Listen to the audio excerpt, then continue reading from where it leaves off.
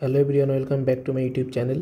তো আমি এখন কেমিস্ট্রিতে শর্ট ফর্মুলা বলবো, যেটা তোমাকে নিটে কেমিস্ট্রি কোশ্চেন করতে অনেক হেল্প করবে। তো আজকে যেটা আমাদের মেন টার্গেট, পুরোটা দেখবে, জাস্ট 2 মিনিটের মধ্যে কমপ্লিট হয়ে যাবে। জাস্ট পুরোটা দেখবে। আজকে main target octet short formula, কীভাবে আমরা একটা কম্পাউন্ডের মধ্যে থেকে সেটা অক্টেট কি 8-এর কম ইলেকট্রন নাকি 8-এর বেশি ইলেকট্রন, এটাই আমরা বার করব কোন ফর্মুলার মাধ্যমে। তো সবার প্রথমে দেখো, প্রথম ফর্মুলাটা আমি লিখেছি, যেটি হচ্ছে তোমার OSF, অক্টেট শর্ট ফর্মুলা। ওকে, তো কি 2 into bond pair, 2 into bond pair plus 2 into lone pair, এটা কিন্তু আমাদের মাদার ফর্মুলা। এবার বন্ড পেয়ারটা, তাহলে আমাকে এখানে বন্ড পেয়ারটা জানতে হবে। বন্ড পেয়ারটা কাকে বলে? বন্ড পেয়ার মানে হচ্ছে সাইড অ্যাটম নাম্বার, যেটা তোমার সাইড অ্যাটম নাম্বার সেটাই কিন্তু bond pair. Side atom number কেমন আমি এখানে দেখিয়েছি এক্সাম্পল। লোন পেয়ারটা মানে cap central atom valency minus side atom number divide by 2, এটা কিন্তু লোন পেয়ারের formula.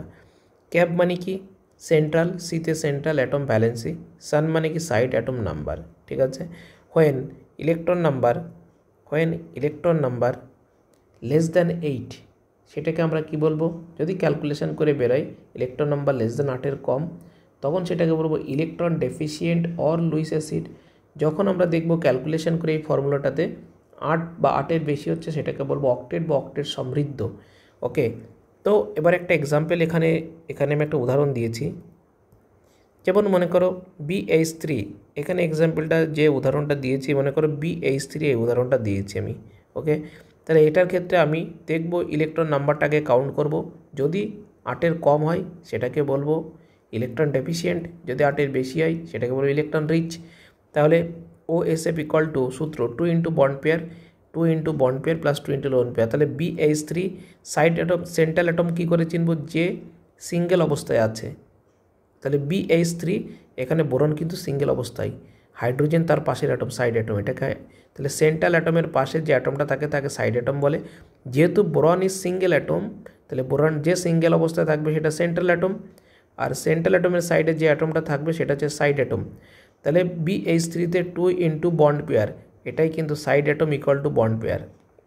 Okay, side atom number bond pair equal to, তাহলে 2 ইন্টু বন্ড পেয়ার ছিল 3, আর লোন পেয়ার যদি বার করে এখানে cap minus sun divide by 2, তাহলে আমি এটা এখানে করে দেখাচ্ছি। BH3 ক্ষেত্রে সেন্ট্রাল অ্যাটম ব্যালেন্সি, বোরন হচ্ছে সেন্ট্রাল অ্যাটম গ্রুপ 13-এ থাকে 3 valency minus side atom number 3 divide by 2 equal to 0। এটা কার ক্ষেত্রে? BH3।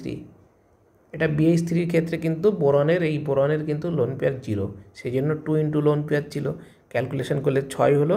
তাহলে এটা একটা ইলেকট্রন ডেফিসিয়েন্ট বা লুইস অ্যাসিড এটাকে বলবে। এই কারণে ক্লিয়ার, যেহেতু 8-এর কম হয়েছে, 8-এর কম হলে বলেই দিয়েছি, যদি 8-এর কম হয় লেস দ্যান 8 হয় সেটাকে ইলেকট্রন ডেফিসিয়েন্ট বা লুইস অ্যাসিড আমরা এটাকে বলবো, বা ট্রাইভ্যালেন্ট অর ট্রাইভ্যালেন্ট। ওকে, এবার দেখো PCl5 এর ক্ষেত্রে আগে কাউন্ট করে এই ফর্মুলাতে 2 into bond pair plus 2 into lone pair. তাহলে বন্ড পেয়ার মানে কি সাইড অ্যাটম নাম্বার 5টাই, যে ক্লোরিন 5টা, তাহলে 2 into 5 plus 2 into 0। Lone pair বার করো, cap minus LP equal to কি ক্যাপ মাইনাস সান, ক্যাপ মানে কি সেন্ট্রাল অ্যাটম ফসফরাস, তাহলে 15 ভ্যালেন্সি 5 মাইনাস সাইড অ্যাটম কটা 5টা ডিভাইড বাই 2, তাহলে 0/2 মানে 0 লোন পেয়ার, সেই জন্য 2 ইন্টু 0 করেছি, 2 ইন্টু লোন পেয়ার ফর্মুলা। তাহলে এখানে এটা। সুতরাং ভিডিওটা ভালো লাগলে প্রত্যেকে সাবস্ক্রাইব করবে, লাইক করবে, এরকম ফর্মুলা প্রতিদিন আসবে। এটা আজকে থেকে স্টার্ট হলো।